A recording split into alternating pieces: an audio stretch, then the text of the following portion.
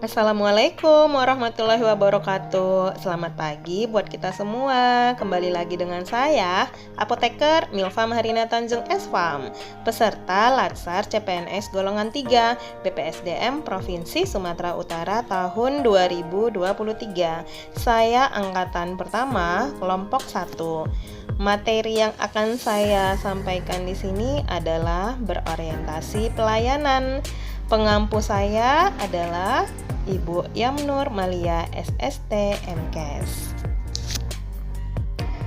Kita sebagai pelayan publik memiliki panduan untuk berpikir, bertutur, dan berperilaku sebagai ASN, di mana dirangkum berdasarkan Core Value ASN. Core Value ASN ini terdiri dari pertama, berorientasi pelayanan, kedua, akuntabel, kompeten, harmonis, loyal, adaptif, dan kolaboratif. Nah, di sini diakronimkan dengan nama berakhlak. Ada beberapa poin penting yang harus kita pahami pada poin berorientasi pelayanan. 3 poin pentingnya di sini adalah yang pertama, memahami dan memenuhi kebutuhan masyarakat, yang kedua ramah, cekatan, solutif, dan dapat diandalkan, dan yang ketiga melakukan perbaikan tiada henti. Nah, berorientasi pelayanan ini nanti akan kita jelaskan lebih lanjut.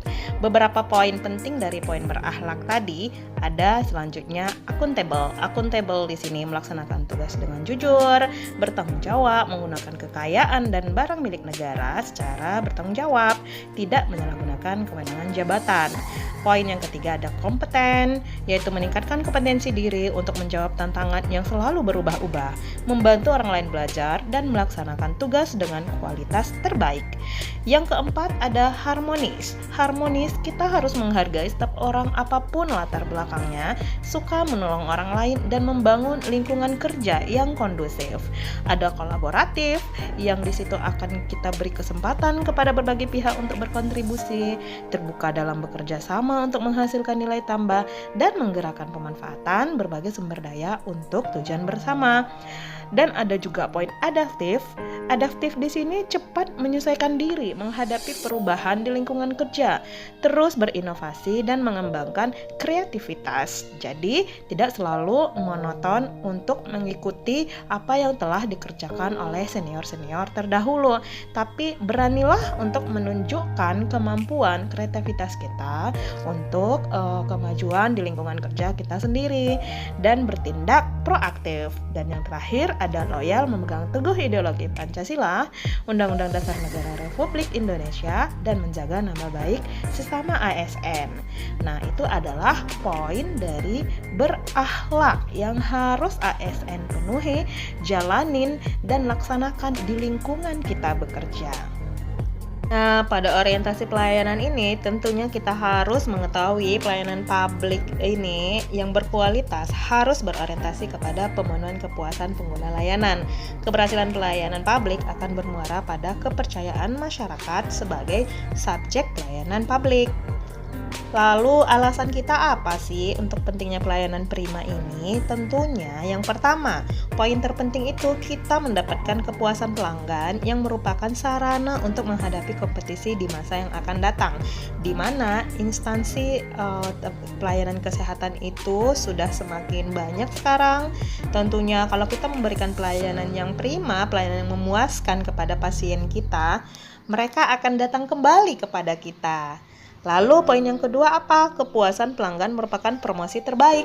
Nah, balik lagi ketika kita sudah memberikan pelayanan yang akurat, pelayanan yang memuaskan, pelayanan yang jelas, misalnya kita bidang apoteker kita memberikan pelayanan informasi obat dengan akurat, jelas, dan dapat dipahami oleh pasien, dia merasa paham akan obatnya, sadar akan penyakitnya, lalu dia meminum obat, dia sembuh karena dia bagus dalam meminum obat.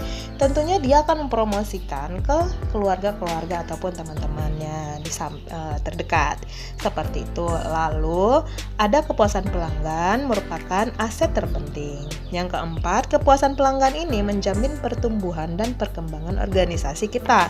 Yang kelima, pelanggan makin kritis dalam memilih produk atau di kita pasien ini akan semakin paham akan obatnya, semakin kritis, dan dia akan bisa menanyakan kepada kita dan kita bisa memberikan jawaban yang terbaik untuk mereka. Lalu poin yang keenam, pelanggan puas akan kembali. Pelanggan yang puas mudah memberikan referensi.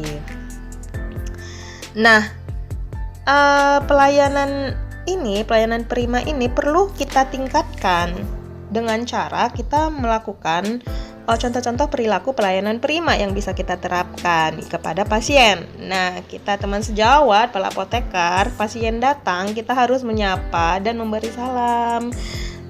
Selamat pagi Bapak Ibu, apa keluhannya tadi Ibu? Sudah dijelaskan oleh dokter kan Ibu cara minum obatnya? Dan jika belum dijelaskan, kita jelaskan kembali. Atau jika pasien belum jelas juga, kita terus menjelaskan dengan ramah dan senyum. Dalam rangka penyiapan obat, kita harus juga cepat dan tepat waktu dalam proses pemberian pelayanan. Jangan lama-lama ngulur, nanti pasien akan merasa bosan, merasa capek. Apalagi kita di bidang pengobatan, tentunya pasien yang datang itu adalah pasien yang sakit. Lalu mendengar dengan sabar dan aktif tentang keluhan pasien. Di sini jika kita memberikan rasa empati kepada pasien, dia akan merasa senang, merasa dipedulikan, dan merasa kita mengerti akan penyakitnya.